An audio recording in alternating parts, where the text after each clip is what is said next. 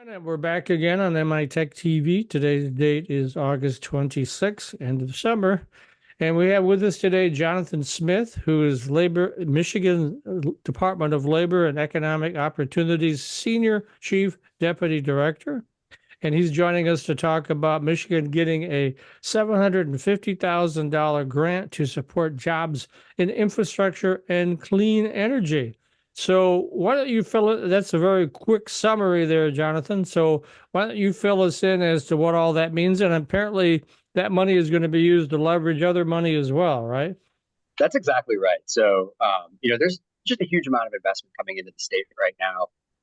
Congress and the Biden-Harris administration passed significant new legislation like the bipartisan infrastructure law, the CHIPS and Science Act, the Inflation Reduction Act. And as a result of some of those federal initiatives, we're seeing a really huge amount of federal investment coming to the state to do things like build up new infrastructure for things like EV charging, or for upgrading and repairing our water infrastructure or our roads and bridges. We're also seeing big investments in energy efficiency and reliability of our grid system, build out new, clean, more reliable sources of energy generation. And so as all these dollars come in, we got to make sure we've got a smart strategy at the state level to make sure those dollars are spent effectively. And that means we have to have a workforce that's capable and ready to build out that infrastructure and to build these new clean energy technologies, batteries, EVs, and solar and wind. And so this grant is going to help us make sure that we've got the right sort of workforce strategy in place to be able to draw down this federal dollars, make sure that we have the workers for the infrastructure we're going to build. But the other thing that's really critical about it is it's going to help us make sure that we've got a really smart strategy and tactic to focus on job quality so that the folks who are actually doing this work, they're going to get good pay, good wages. They're going to be treated with respect in the workforce. And these are going to be, sustainable middle class careers for these folks, rather than just a job that lasts as long as the federal dollars come online and then it disappears. So really excited about this opportunity to leverage significant federal investment and have this job quality focus. One of the programs involved is called the Community and Worker Economic Transition Fund, and you've got a little over $8 million for a pilot project on that. Talk a little bit about what those dollars are going to be put to work doing. Yeah, so this is another really exciting recent announcement. As folks may know, the legislature passed and the governor signed into law clean energy legislation last year, and it's going to create a clean energy standard here in the state, which means a lot of our energy that we get and we use is going to be cheaper, more reliable, and it's going to come from renewable sources and clean sources. And so as we go through these shifts, though, it is going to have impact on the economy. That's true in the utility sector as we retire coal plants and replace them with new solar farms and natural gas with carbon recapture and some of these other exciting technologies. And in the auto sector, it means, we are seeing this shift as our Detroit-based automakers are competing globally with automakers from around the world in these new markets where batteries and EVs are a growing segment of the consumer marketplace. And so as that will have both, potential to negatively impact some folks who are working here in Michigan today, but it also creates a lot of opportunity for us to create new jobs. And in fact, we've seen more new clean energy jobs created in Michigan than any other state in the Midwest. And so this office is really about making sure that our communities, our employers, and our workers understand the opportunities that will come in the future from the shift to clean energy technologies and position themselves to really benefit from those changes and create more new jobs, create more prosperity for their community or more longevity for their business because of some of these shifts in the economy. What sort of impact is all this going to have on Michigan workers or the Michigan workforce? We think it's going to create a lot of opportunity. We are very lucky here in the state of Michigan. We have a highly trained workforce. We have a great workforce system. We've got great partners with community colleges around the state. But we know that our employers are having a hard time finding the kind of skilled, talented workers they need for some of these high-skilled jobs like advanced manufacturing or some of the skilled trades jobs on the infrastructure side. And so, what these opportunities mean is that there are going to be a lot more of the types of high-wage, high-quality jobs in manufacturing and advanced manufacturing in particular, and also on infrastructure. We know these are good jobs. They come with great wages. They don't necessarily require a college degree, but they do need some specialized training. And so, there's a huge opportunity for us to take folks who maybe don't have the skills or the credentials necessary, to be an electrician or to do advanced manufacturing in a battery factory, and make sure that we're surging these kind of training and credentials to folks who are outside of the workforce system now. And so, the opportunity for the state is we're going to help our employers meet their goals, be able to get the workers they need. But we'll really be creating massive opportunities to lift folks out of poverty and into the middle class through these big investments that we're seeing on infrastructure and in the energy space. Yeah, that's one of the things I noticed in the material you sent us about the background of this program, these programs, was an effort to train 5,000 new infrastructure workers by 2030. Talk about that a little bit and kind of define for me what an infrastructure worker is. Is that just another word for the trades, and I know there's a shortage in the trades right now and lots of opportunity.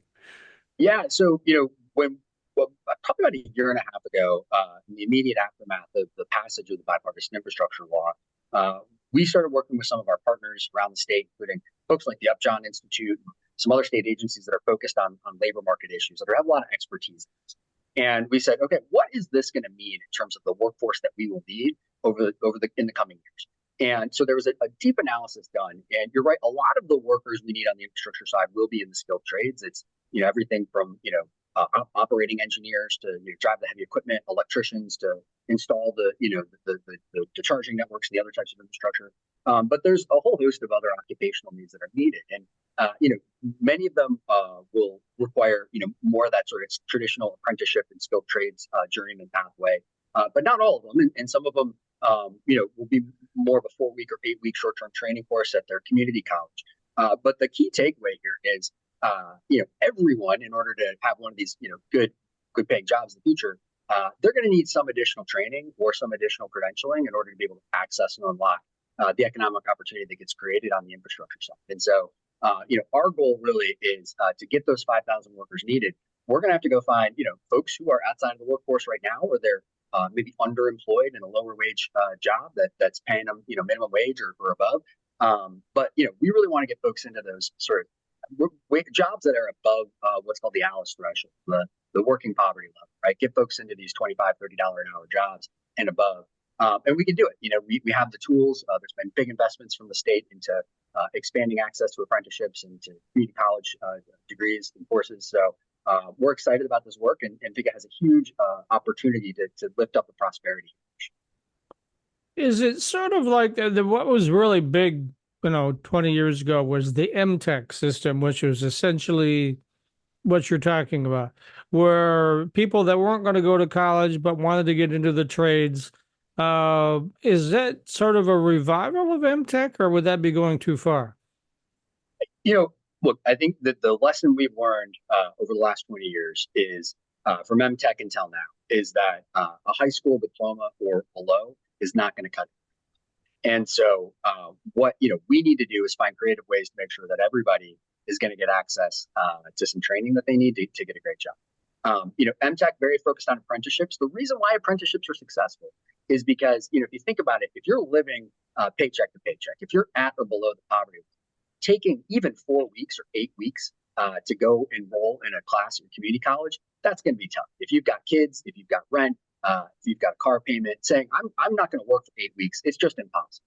And so, shifting folks into either apprenticeship programs like MTech was focused on, or shifting folks into on-the-job training, sort of employer-provided training models.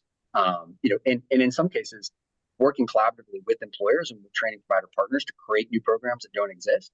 That is the work that we need to do in the future to be able to make sure that we're able to both meet the needs employers have and help folks really be able to access the training to get those jobs. Well, I'm going to let you blow your own horn here just a little bit. One of the notes said that there were 450 applicants for this program, and Michigan was one of the few successful ones. So, talk a little bit about what that says about what the state's doing. Yeah, well, we are very excited about the grant that we're going to be receiving from the Family Work Fund. Very competitive, and you're right, we were one of just a handful of states chosen. And I think what that says is, this governor has been really laser focused on, particularly infrastructure. You think about it, from her initial run for governor on, she has been laser focused on making sure that we're doing an effective job pulling down state and federal dollars to get the infrastructure in place we need to grow our economy. And we have really great teamwork across all of our departments. We work so closely with MDOT, Eagle, and MEDC, and all the state departments that play a role in this. And so I think what it reflects in us receiving this grant really is both that sustained focus that we've seen now for the last 6 years on these issues, and then the collaboration and cooperation we're getting across state government to beat down silos, to really just maneuver to solving these problems in an effective and creative way. I'm very excited about it. And I think, whether it's this grant or many of the other grants we've received or other, data and statistics we've seen showing what a great job Michigan is doing in terms of creating clean energy jobs and drawing down federal dollars. I think we've got a lot to be proud of here. All right. So sounds great. How does one learn more or apply for some of these positions? How does that work out? Well, as the infrastructure comes online, there'll be a lot of opportunities, and then in the clean energy transition, many more. One place you can go if you're interested in looking at what's available in your area, there's a website, Pure Michigan Talent Connect, where you can go and you can see what kind of openings are available in your area. You can obviously get in touch with your local workforce agency, depending on where you live, and always reach out to us here at Leo at our website. But regardless of where you go, we'll make sure you get navigated to the right resources and make sure that they're